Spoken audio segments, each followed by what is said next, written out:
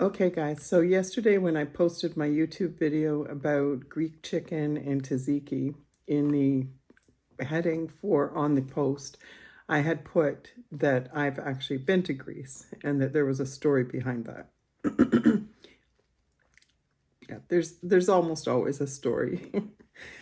Anyway, so yes, I did go to Greece. My husband and I were married about 4 years at the time, and we had our oldest son who was 10. I was a single mom when I met my husband.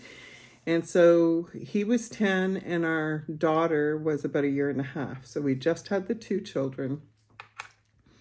I'm really not a traveler. I absolutely am beyond terrified when it comes to airplanes. Like, that's no joke.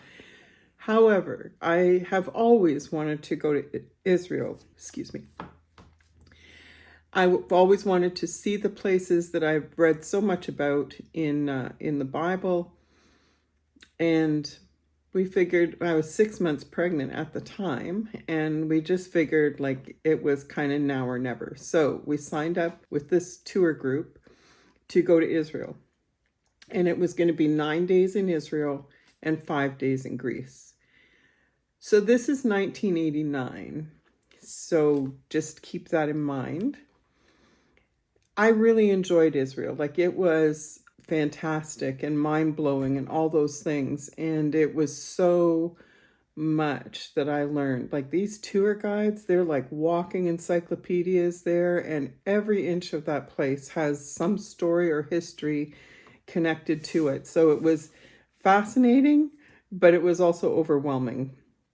And so, through the 9 days, I would call home. My mom came to stay with the kids while we were gone, and I would call home, which in those days, like, it wasn't cell phones, and long distance from Israel was not cheap.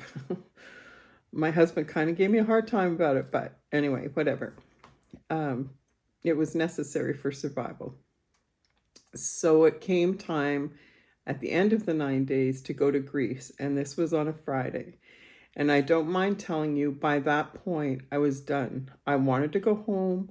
I missed my kids. I just was distraught. I cried all the way on the plane from Israel to Greece. Like, ugly cried. All I could think of is I'm on the wrong plane. So we landed in Greece. The tour bus picked us up and took us to the Parthenon. And I'm sure it was impressive. I really don't remember much of it, and I couldn't have cared less. All I wanted was to go home to my kids. So then the bus took us to our hotel. And keep in mind, we're with a tour group. We've been with the same group for 9 days. So every time you're having dinner or something, you're seated with probably people you haven't met yet. So we got to the hotel, unpacked our stuff, and it was time to go down for dinner. And I had to compose myself. Like, I was just beside myself, had to get myself under control. I thought, just go have a nice dinner. Like, I mean, I love food, and to have, be in a country and tasting their cuisine should have been a real highlight. So we go and we sit down at the table. It's a table for four. I'm here, Glenn's across from me, and then there's two older ladies that we had never met yet. And I'm sure they were wonderful. I just stayed kind of quiet, but inevitably they started asking, about our lives and whatever, and did we have kids?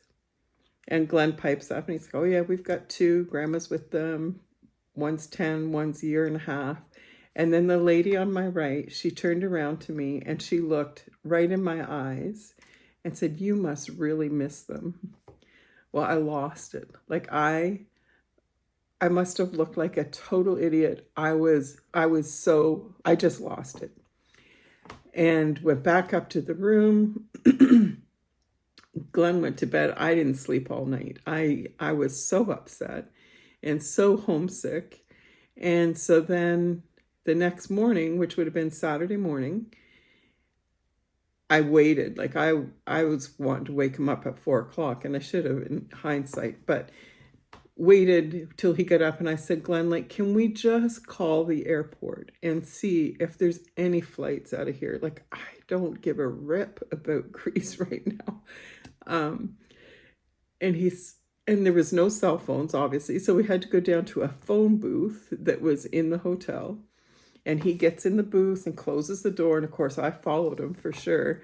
And I'm standing outside that phone booth, and I'm just praying, like, God, please, please let there be a flight out of here. And so I could hear him talking, couldn't really hear what he was saying. And then he got out, and I'm like, okay, so what'd they say? And he said, well, there's not another flight until Wednesday. Apparently they only had 2 a week, so no flight till Wednesday.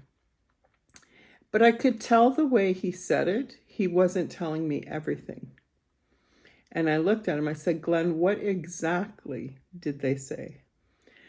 Well, he said, there is a flight leaving this morning at 8:30, and it's now about 7:30.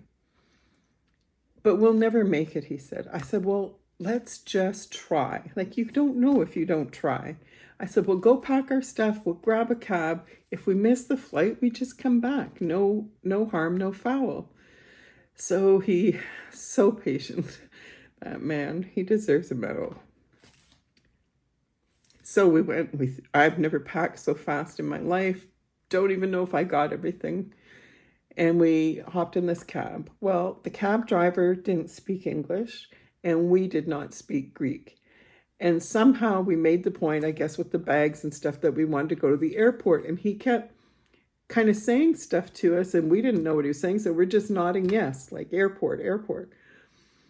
So just as we pull up to the airport, he gets on the horn, like his phone walkie-talkie thing or whatever it was. We didn't know there was 2 airports in, I don't know where we were, Athens, I guess. We didn't know that.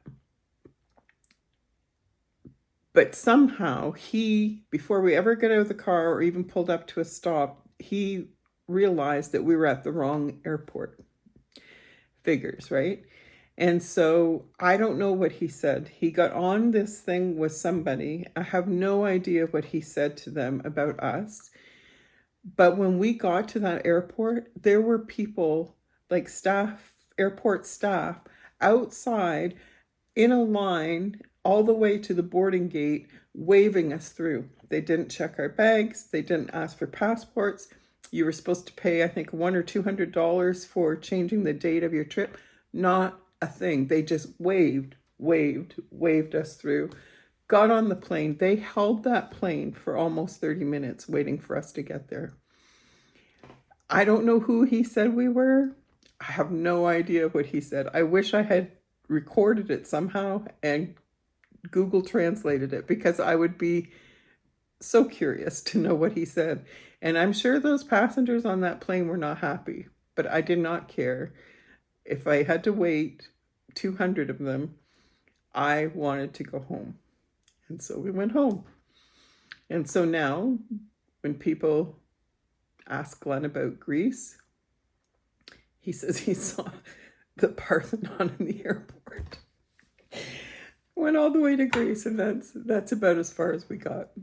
But I was so happy to get home. I was kissing the ground when I got off that plane, because it's not a short flight. And I just kept thinking, this thing's going to crash. I'll never see my kids again.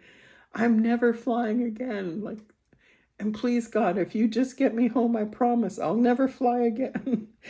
So yes, that's my Greece story. And now I'm cooking Greek chicken and tzatziki. And every time I see anything like that, I kind of chuckle, because I remember my trip to Greece.